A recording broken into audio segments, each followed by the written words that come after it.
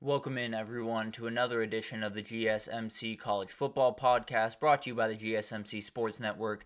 I'm your host, Tommy Brzee. It is Thursday, May 23rd, and we have a great show for you today. We're going to start talking about the House versus NCAA settlement that is getting down the road, more and more people approving that. And with that comes a little bit of a problem in college football with some of the money going around is a little bit harder to find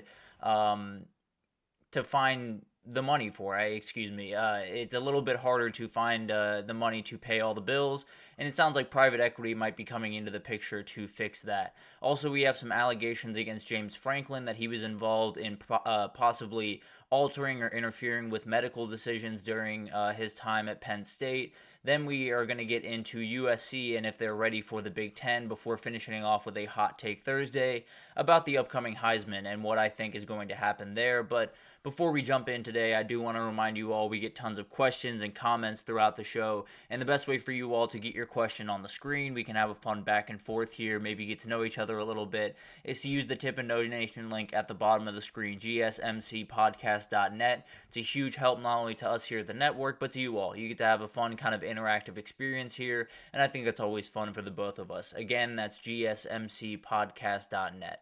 But let's jump right in, and let's talk about what has happened over really the last 24 hours. We've talked about this House versus NCAA settlement for quite some time. It is the NIL back pay case that is going to total somewhere around $2.7, $2.8 billion for the NCAA. It sounds like about 1.1 of that is up to the NCAA to cover, but 1.6 of that goes out across the entire country and is pulled away from what the allocation would be for those teams, usually from the NCAA. So certain teams are losing a certain percentage of their revenue they get from the NCAA every single year over the next 10 years as they kind of pay for this lawsuit. It's going to be about, I think, $277 million a year for about a decade. So definitely going to be quite the hit for a lot of teams. We talked about it earlier in the week that some of the smaller conferences are not being necessarily heard from a lot in these conversations just because they're smaller conferences and they hold less weight in these conversations. So it's definitely going to hurt them a lot more than it's going to hurt the big guys. But wouldn't you know it, the big guys are the only one that have a vote. So it sounds like the NCAA has approved this. The Big Ten has approved it yesterday. The Big 12 and the ACC both did the same as well. And the SEC and the Pac-12 are set to meet this, I think, later today, actually.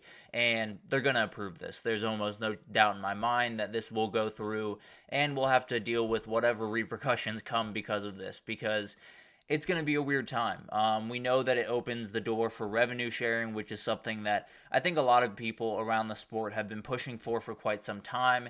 It's going to be 22% of the annual average revenue for those schools, so around $20 million a year. Now, that number is a little bit fluid where you can go well below that number if you absolutely need to, which is a problem that we'll get to in the next segment, why some teams are looking in other directions for that money. So a lot of this kind of goes back to the idea that it's going to be really tough to box out the big boys at this point. And a lot of these smaller conferences, a lot of these smaller entities just don't have the time or the resources or the ability to stand up in these meetings and have their voice really be heard. So all of these meetings are always going to be about the Big Ten and the SEC and the Big 12 and the ACC and the Pac-12. There's no two ways about that. It's always going to be the thing they're worrying about, and it really kind of showed itself in the way that this was broken down from a percentage perspective when you talk about how much each team is losing per year. It's definitely a little bit more is coming out of the pockets of these smaller schools. Obviously, there are more smaller schools to pay that, but even the percentage of money coming out of their revenue per year is higher than it is for the bigger conferences, which, if you were to ask me, doesn't make much a lick of sense, if I'm being totally honest, but that's the reality that we live in. College football is in a point where you kind of have to steer into your biggest assets, which are the Big Ten and the SEC, because at the end of the day, right now, you're just trying to stay afloat. You're trying to make sure that everything is in as good of shape as it possibly can be, and the way you do that, unfortunately, the way you do that for the vast majority of the sport is making sure that the big boys are okay. And that's definitely something that is obviously at the forefront of the NCAA's mind and the mind of the people covering the House on this one.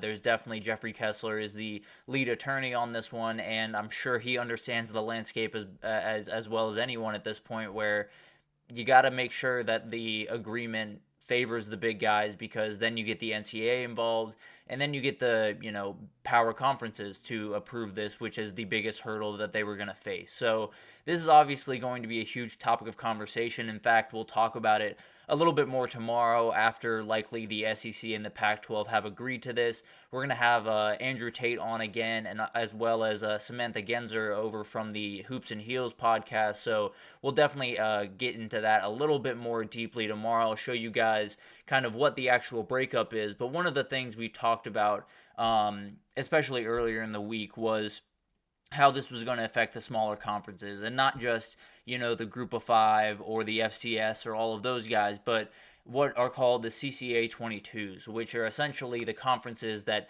don't have an FBS football program, which is obviously a huge revenue builder.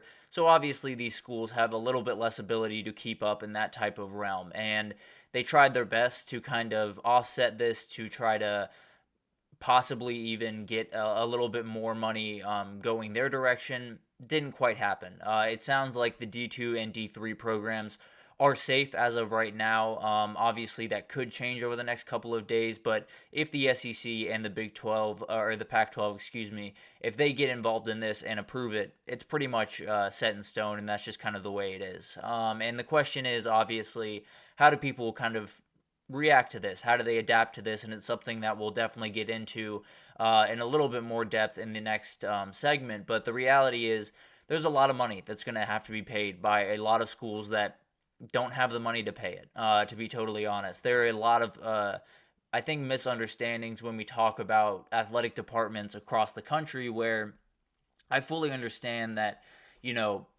Ohio State, Georgia, Texas, Alabama, all of those schools are not hurting for cash. They are never going to be in the problem where $20 million is not necessarily an issue for Ohio State year over year. I think they made $256 million in revenue a year ago. So obviously that's not going to be as big of a problem for them. But you'd be surprised how quickly that can happen, whether it's a Power 5 program that just doesn't quite have $20 million to throw around. It's not that they couldn't do it necessarily, but then you got to pull money away from some other sports, and you're obviously going to start with some of the smaller sports, which is something we'll definitely talk to Samantha about tomorrow, because this doesn't just have implications in college football. Let's be totally honest, college football is likely going to be okay. Obviously, it's under a lot of different changes and a lot of different things going on, and some people are not too enthused by what's going on in college football, as am I, but the reality is, when all of this stuff is going on and all of this stuff is being decided,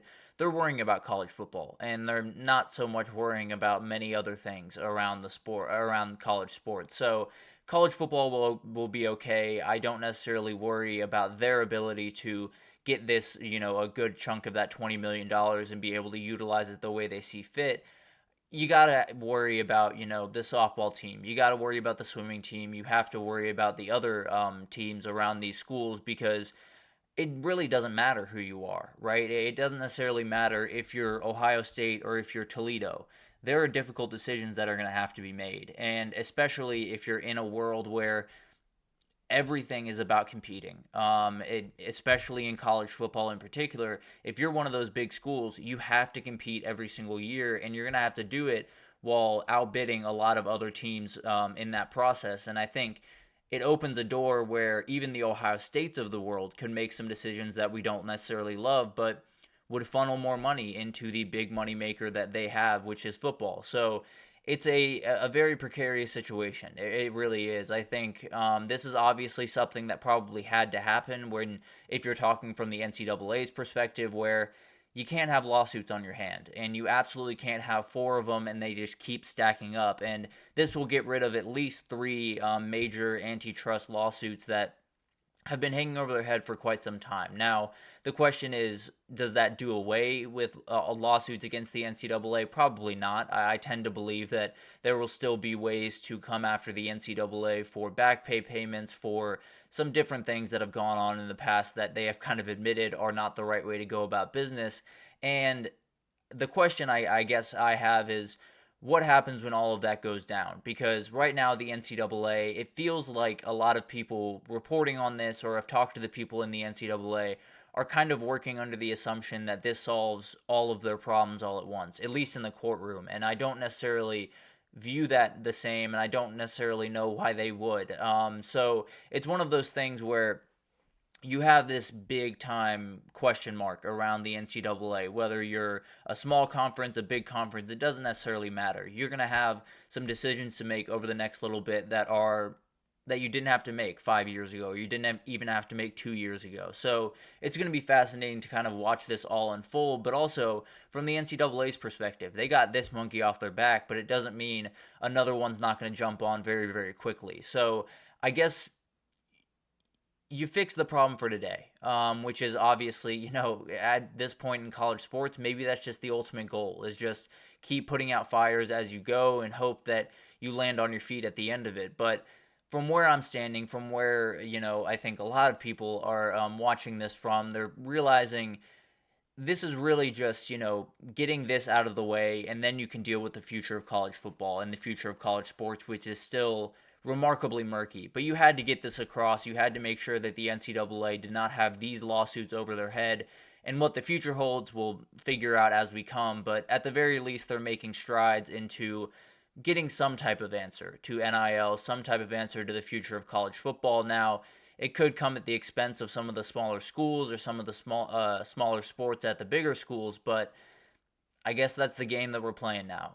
Once you add a ton of money into the conversation, especially going directly towards the players from the schools, you open up a lot of doors for some decisions to be made that will hurt a number of people. But at the end of the day, you're sitting here and trying to figure out how to make the books work, and sometimes that swimming team becomes a little bit more expensive than you hope they would, but that's kind of the reality of college sports right now. But we're going to take our first break, and when we come back, we're going to talk about how some of the teams are kind of dealing with this. We have a big-time solution that is not necessarily the one that I would love to have, but it's the reality of the sport. You got to find money somewhere, and private equity might just be that place. So we'll break that down right after this, so stick with us.